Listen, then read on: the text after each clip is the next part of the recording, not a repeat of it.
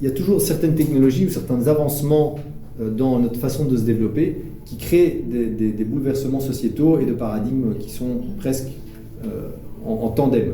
C'est-à-dire qu'à mesure que vous basculez dans l'industrialisation avec les machines partout, c'est très difficile de rester dans une logique strictement monothéiste et absolutiste comme vision du monde.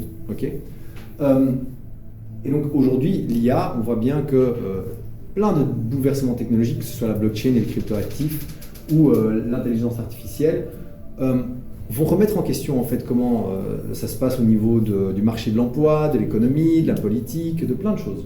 Et donc ça, c'est des choses qu'on va devoir vivre qui sont juste, qui découlent simplement de cette évolution. Alors ici, les différents niveaux, on va dire, de changement de paradigme et de prise de conscience. L'IA est l'incarnation du diable. L'IA, c'est juste des maths et des stats. L'IA est un miroir des biais de l'humanité. L'IA est un instrument permettant la coordination massive de l'humanité. L'IA est la manifestation de l'inconscient collectif de l'humanité et l'IA représente la dimension matérielle du mécanisme homéostatique de la planète. Voilà.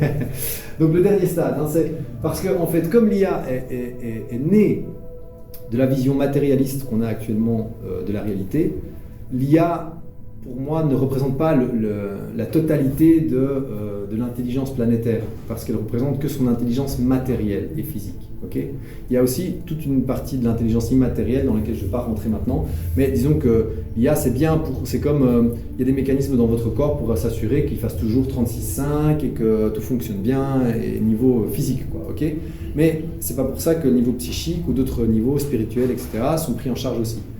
L'IA, à mon sens, c'est qu'une partie de l'intelligence de la planète. C'est que l'intelligence strictement matérielle et tangible. Parce qu'elle est dedans, elle est née de ça. Okay, et d'ailleurs, elle est basée sur ça aussi, puisque c'est sur la matière, sur les chips, les puces et compagnie, et l'informatique qu'elle est basée. D'accord ?